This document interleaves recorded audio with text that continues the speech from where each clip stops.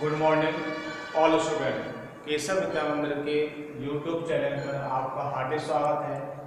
तो हमने कक्षा 8 विषय विज्ञान लेसन नंबर जो 4 है आपका धातु व धातु में हमने धातुओं के भौतिक गुण और अधातुओं के भौतिक गुण के बारे में पढ़ा था।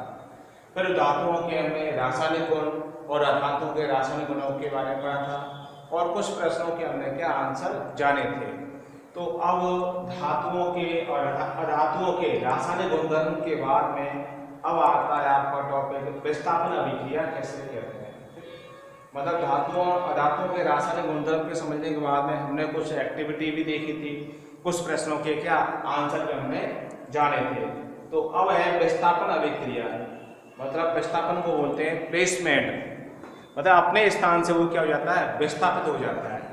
तो किसी यौगिक में उपस्थित कोई भी समूह हो सकता है, परमाणु आया तो किसी यौगिक में उपस्थित परमाणु अथवा परमाणु समूह के स्थान पर, तो किसी यौगिक में उपस्थित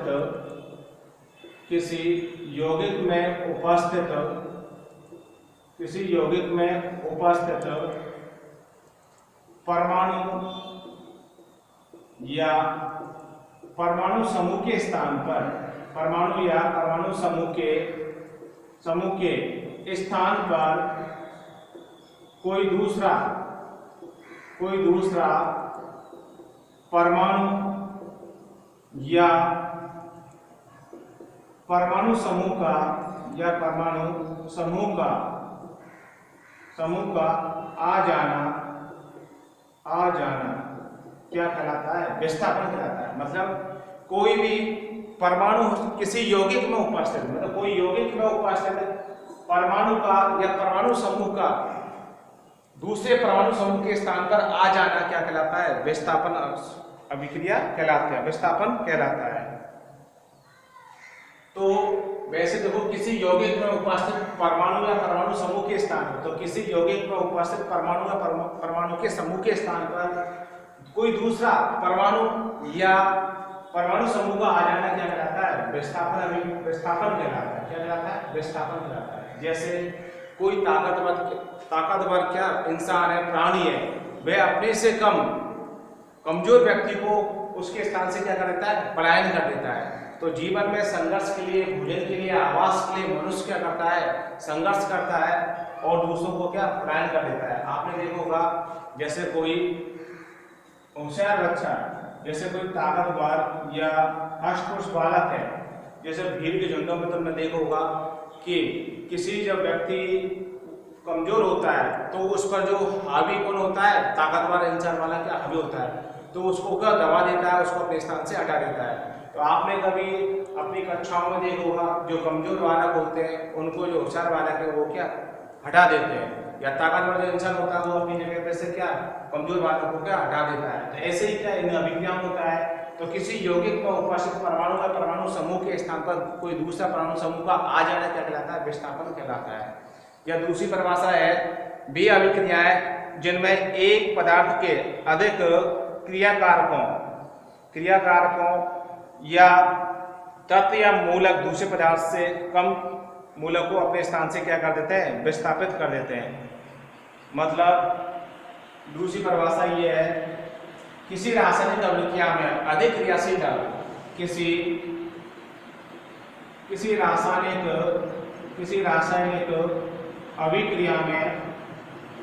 रासायनिक अभिक्रिया में अधिक सक्रिय धातु अपने से कम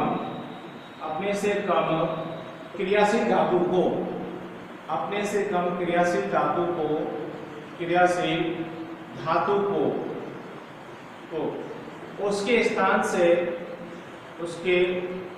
से विस्थापित कर देती है, और उसके स्थान से क्या करती है, विस्थापित कर देती है, उसी को ही कर देती है, उसी को क्या बोलते हैं, विस्थापन अभिक्रिया कहते हैं। मतलब कोई सक्रिय धातु अपने से कम सक्रिय धातु को उसके स्थान से क्या विस्थापित कर देती है, उसी को क्या बोलते हैं, सक्रिय विस्थापन अभिक्रिया कहते हैं। जैसे कि A+B जैसे कि ए प्लस बी सी इसका टू क्या बना है ए सी प्लस बी। ठीक, अब जैसे कि मैंने कहा Fe लोहे को कॉपर सल्फेट के विलयन में जब लोहे की कील को कॉपर सल्फेट के विलयन में क्या डुबोया जाता है, तब इस लोहे की कील को अपन क्या कॉपर सल्फेट के विलयन में क्या डुबोते हैं। कॉपर सल्फेट का ये क्या है विलयन है, H+ क्या है सॉल्यूशन है। तो जब लोहे की कील को कॉपर सल्फेट के विलयन में डुबोया जाता है तो कॉपर क्या होगा, ये अधिक सक्रिय धातु है। Fe क्या है अधिक सक्रिय धातु होने की वजह से, Fe अधिक सक्रिय धातु होने की वजह से, Fe अधिक सक्रिय धातु होने की वजह से क्या करता है कॉपर सल्फेट के विलयन में से कॉपर को क्या कर देता है प्रतिस्थापित कर देता है और स्वयं इसका क्या स्थान ले लेगा। अब जब ये स्वयं इसका स्थान ले लेगा तो क्या बन जाएगा FeSO4 प्लस क्या बचेगा आपको कॉपर। तो कॉपर को अपने स्थान से क्या कर दिया विस्थापित कर दिया ताकतवर, क्योंकि अधिक सक्रिय धातु होने की वजह से कॉपर सल्फेट के विलयन में से कॉपर को अपने क्या कर दिया विस्थापित कर दिया। तो यह इसका इस प्रकार के विस्थापन अभिक्रिया का ये क्या है उदाहरण है। इसी प्रकार काफी उदाहरण है, जैसे कि हम देखते हैं MgSO4 CuSO4 Mg plus CuSO4 इसका क्या बन जाएगा, ये अधिक सक्रिय धातु है कॉपर सल्फेट के विलयन में से कॉपर को ये क्या करेगा विस्थापित करेगा। तो क्या बन जाएगा MgSO4 प्लस Cu प्राप्त हो जाता है। तो इस प्रकार इसके क्या काफी उदाहरण है। इनमें तत्वों के मूलकों को क्या होता है विस्थापन होता है। जैसे Zn का समझते हैं, Zn धातु का, जैसे Zn प्लस CuSO4 इसका क्या हो जाएगा ZnSO4 प्लस Cu। तो देखो क्या होता है Zn क्या है अत्यधिक क्या है सक्रिय धातु, Zn अधिक सक्रिय धातु होने की वजह से मतलब इससे तो कॉपर से तो क्या है अधिक सक्रिय है, Zn क्या कॉपर से अधिक सक्रिय है। मध्य की श्रेणी में मध्य सक्रियता श्रेणी माने वाले तत्वों को Zn है। तो Zn को जब कॉपर सल्फेट के विलयन में डाला जाता है तो ये कॉपर सल्फेट का कम सक्रिय धातु होने की वजह से अपने स्थान से क्या हो जाता है विस्थापित हो जाता है। तो Zn किसका स्थान लेगा Cu को लेगा, तो क्या बनेगा ZnSO4 प्लस Cu बनता है। तो ये क्या है विस्थापन अभिक्रिया के कुछ रिएक्शन उदाहरण है। आपको तो मेन ये चीज परिभाषा याद रखनी है और दो क्या उदाहरण याद रखने हैं। तो किसी भी रासायनिक अभिक्रिया में अधिक सक्रिय धातु अपने से कम सक्रिय धातु को क्या करती है उसके स्थान से विस्थापित कर देती है, उसी को क्या बोलते हैं विस्थापन अभिक्रिया कहते हैं। वैसे विस्थापन जो अभिक्रिया होती है वह दो प्रकार की होती है, एकल विस्थापन द्विविस्थापन, जिसमें एक अभिकर्मक का क्या विस्थापन होता है, द्विविस्थापन में क्या होगा दो मूलकों के यौगिकों का क्या होता है विस्थापन होता है, उनके आयनों का क्या होगा एक्सचेंज होगा, वो द्विविस्थापन अभिक्रिया है। लेकिन आपके कोर्स में तो ओनली क्या है ये ओनली विस्थापन अभिक्रिया है और उसके क्या है कुछ उदाहरण रिएक्शन आपको याद रखने हैं। तो सिंपल से उदाहरण याद रखते हैं आपको Fe plus CuSO4 FeSO4 plus Cu, Zn plus CuSO4 ZnSO4 plus Cu। तो ये आपके विस्थापन अभिक्रिया के क्या हुए उदाहरण हुए। तो विस्थापन जो अभिक्रिया होती है उसमें तत्व या मूलक जो अपने से अधिक क्रियाशील जो मूलक और तत्व होते हैं उनको अपने स्थान से वो क्या करता है विस्थापित कर देता है।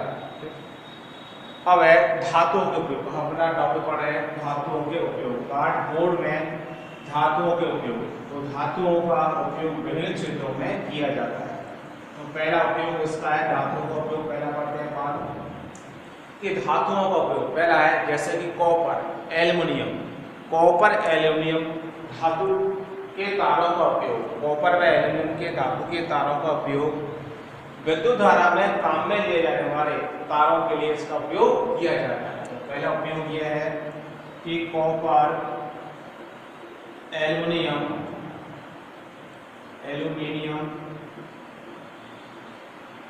कॉपर व एल्युमिनियम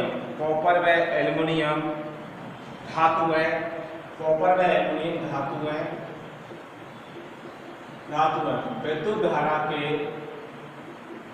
विद्युत धारा के काम में आने वाले तारों का उपयोग किया जाता है। उपयोग किया जाता है। मतलब विद्युत के तार जो होते हैं, सर्विस लाइन जो होती है, जो लाइट आती है, उनमें जो वाइंडिंग होती है तारों में, वो कॉपर और क्या एल्यूमिनियम की क्या होती है, वाइंडिंग होती है, जो विद्युत के आयनों का प्रभाव को क्या करता है, आसानी से सुगम बनाता है। तो इनका ये क्या उपयोग किया जाता है, कॉपर या एल्यूमिनियम धातु है, विद्युत के तार को बनाने में इनका उपयोग किया जाता है। कॉपर या एल्यूमिनियम में लोहा धातु का उपयोग इसी प्रकार कॉपर, दूसरा है कॉपर, एल्यूमिनियम, कॉपर व एल्यूमिनियम व लोहा, लोहा धातुओं का उपयोग, लोहा जैसी धातुओं का उपयोग घरेलू बर्तनों में, मतलब कॉपर व एल्यूमिनियम है, लोहा जैसी धातुओं का उपयोग घरेलू बर्तन बनाने में इनका उपयोग किया जाता है। जो आपके रसोई घरों में काम में आने वाले जो बर्तन होते हैं, उनमें धातुओं का क्या किया जाता है, उपयोग किया जाता है। मतलब खाना पकाने में जो धातुएं काम में आती हैं, उन धातुओं का उपयोग अपन करते हैं। और इन धातुओं का उपयोग फैक्ट्रियों में, इन धातुओं का उपयोग फैक्ट्रियों में,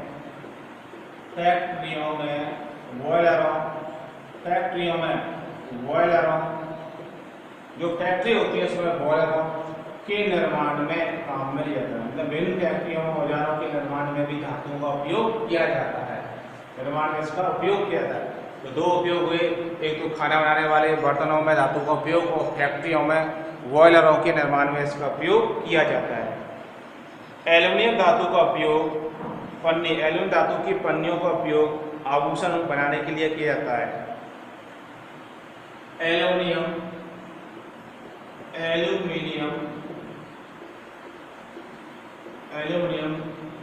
धातु की बनी, एल्यूमिनियम धातु की बनी पन्नियों का उपयोग खाना, भोजन के ऊपर, भोजन को ढकने या उसको लपेटने में उसका अपन उपयोग करते हैं। जो एल्यूमिनियम की जो पन्नी होती है, उसका उपयोग अपन क्या, भोजन को ढकने में, लपेटने में उसका उपयोग क्या किया जाता है। और सोना व चांदी, सोना व चांदी के जो वर्क होते हैं, सोना व चांदी जैसी धातुओं के वर्कों को मिठाइयों को सजाने में इसका उपयोग किया जाता है।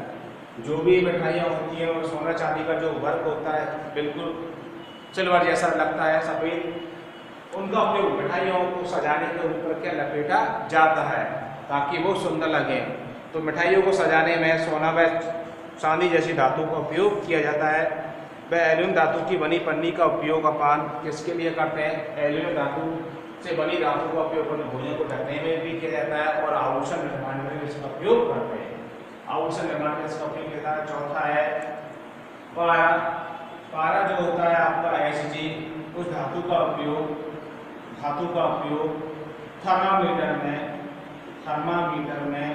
थर्मा जो मीटर होता है उसमें तापमान को मापने में किया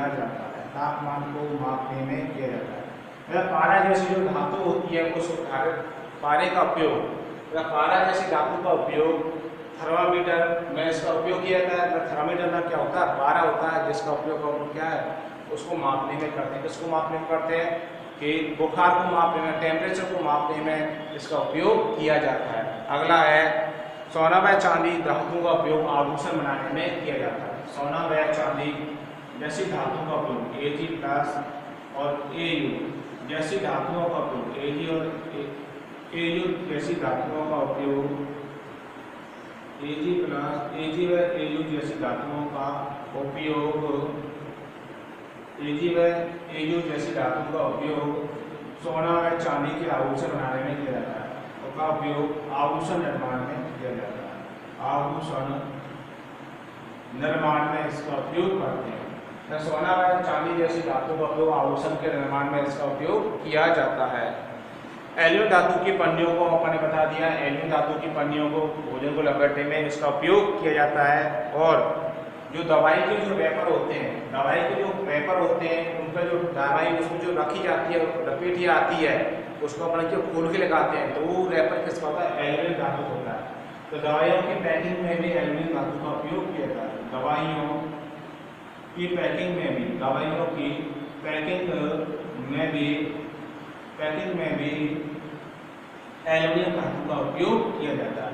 तो धातुओं के दैनिक जीवन में क्या काफ़ी सारे उपयोग हैं, आपको 5-6 इसको याद रखने हैं। सोडियम, टाइटेनियम और जर्कोनियम जैसी धातुओं का उपयोग, सोडियम, टाइटेनियम और जर्कोनियम जैसी धातुओं का उपयोग, सोडियम व टाइटेनियम, छठा उपयोग है इसका, सातवां सोडियम, जर्कोनियम व टाइटेनियम। तो सोडियम, जर्कोनियम, टाइटेनियम जैसी धातुओं का उपयोग परमाणु नाभिकीय संयंत्रों और ऊर्जा के क्षेत्र में इनका उपयोग किया जाता है। मतलब जो उपयोग होता है उनका उपयोग नाभिकीय क्षेत्रों में इनका उपयोग किया जाता है। नाभिकीय ऊर्जा और अंतरिक्ष विज्ञान के प्रोजेक्टों में इसका उपयोग किया जाता है। तो सोडियम, जर्कोनियम, टाइटेनियम जैसी धातुओं का उपयोग नाभिकीय ऊर्जा व अंतरिक्ष जैसे प्रोजेक्ट, जो अंतरिक्ष में प्रोजेक्ट निर्माण की सामग्रियों में धातु का उपयोग किया जाता है। ठीक, ये क्या है, धातुओं के क्या है उपयोग है। एक धातु जैसे सोडियम धातु से निर्मित जो भी अपन के खाद्य सामग्री है, धामन सोडा हुआ, खाने का सोडा हुआ, ठीक, नमक, उनके निर्माण में आदि में सोडियम धातु का क्या उपयोग करते हैं। ये क्या धातुओं के उपयोग है। तो पहला उपयोग यही है, कॉपर एल्यूमिनियम जैसी धातु का उपयोग विद्युत तार बनाने में किया जाता है। कॉपर एल्यूमिनियम और लोहा जैसी धातुओं का उपयोग अपन धातु घरेलू बर्तनों में और फैक्ट्रियों में बॉयलों के निर्माण में इसका उपयोग किया जाता है। एल्यूमिनियम जैसी धातु का उपयोग खाद्य पदार्थ को लपेटने में, आभूषण निर्माण में भी इसका उपयोग करते हैं। सोना व चांदी जैसी धातुओं का उपयोग वर्क बनाने में किया जाता है ताकि मिठाइयों को सजा सकें। वह सोना व चांदी से क्या, एक तो आभूषण तो बनते ही हैं, लेकिन इनका उपयोग इनमें मिठाइयों को सजाने में इनका उपयोग किया जाता है। पारा जैसी धातु का उपयोग थर्मामीटर में इसका उपयोग किया जाता है। थर्मामीटर का जो उपयोग होता है वह उपयोग तापमान को, टेम्परेचर को मापने में किया जाता है। और एल्यूमिनियम धातु की जो पन्नी होती है, एल्यूमिनियम धातु की पन्नियों का उपयोग दवाइयों को रैपर बनाने में इसका उपयोग किया जाता है। और सोडियम, जर्कोनियम और टाइटेनियम जैसी धातु का उपयोग नाभिकीय ऊर्जा और अंतरिक्ष जैसे प्रोजेक्टों के निर्माण में धातु का उपयोग किया जाता है। और सोडियम जैसी धातु में धावन सोडा, वाशिंग सोडा, NaCl नमक के निर्माण में, खाने के सोडे के निर्माण में, जैसे खाद्य वस्तुओं के निर्माण में उनका निर्माण किया जाता है। ठीक, तो ये क्या धातुओं के क्या है उपयोग है। अब हम पढ़ते हैं अधातुओं के उपयोग क्या है। अब है अधातुओं के उपयोग क्या है। तो इसी प्रकार जिस प्रकार हमने धातुओं के उपयोग पढ़े, उसी प्रकार हम क्या अधातुओं के उपयोग पढ़ते हैं। धातुओं के उपयोग पढ़े, उसी प्रकार अधातुओं का उपयोग। पहला है धातुओं का उपयोग।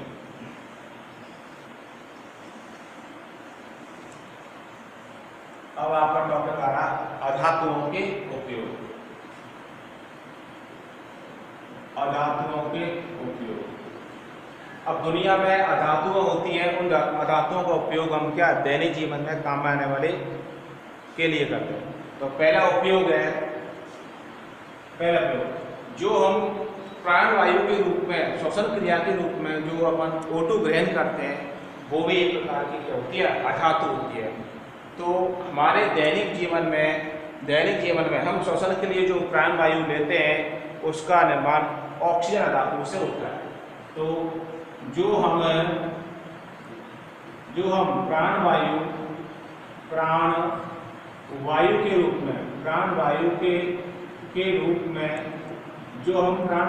रूप में श्वसन करते हैं, प्राणवायु के रूप में जो श्वसन करते हैं, वह अधातु ऑक्सीजन होती है। वह अधातु क्या होती है, ऑक्सीजन होती है। जब प्राणवायु के रूप में जो मनुष्य रेस्पिरेशन करता है, वह क्या होती है, अधातु होती है। दूसरा है नाइट्रोजन व फास्फोरस। वह फास्फोरस जैसी अधातु है। नाइट्रोजन व फास्फोरस जैसी अधातु है,